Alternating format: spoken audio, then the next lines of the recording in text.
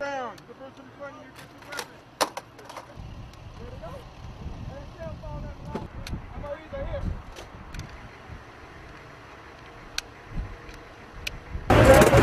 Yeah, that's good song.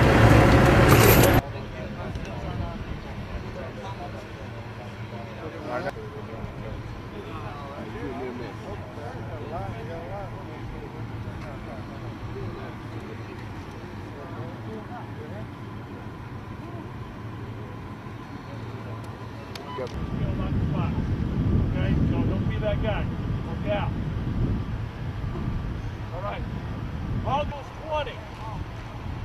Convoy, 3 or 4 vehicles, 10. And track vehicles, 10 miles per hour. And then within 500 meters of any control point, 500 meters.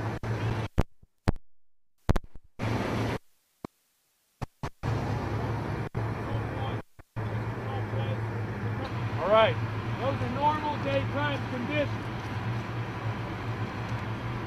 Normal daytime conditions cross country. If they're in an established road, you're on cross country, okay?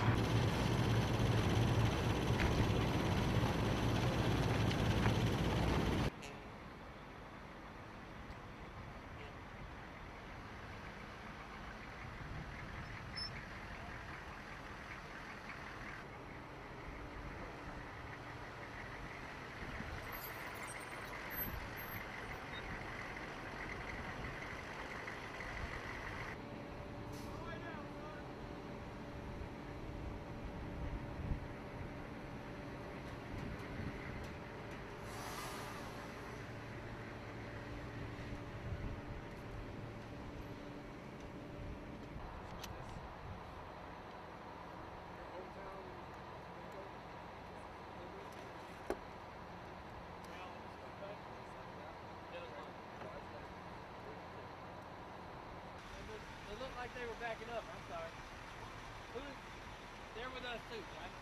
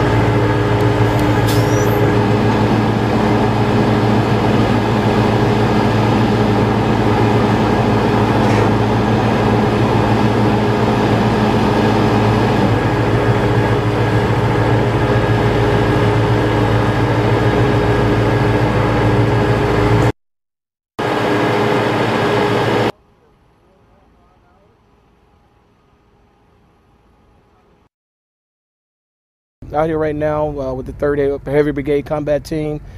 First rotation in a while to get back to full spectrum operations. Are out here on the ground honing in our skills, combat skills, and waiting on the next mission that might approach us.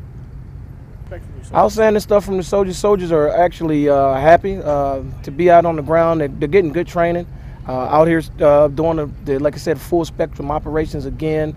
We're doing the convoys, we're doing the movement to contacts, force on force type stuff. So the soldiers are actually having a great time out here, honing their combat skills.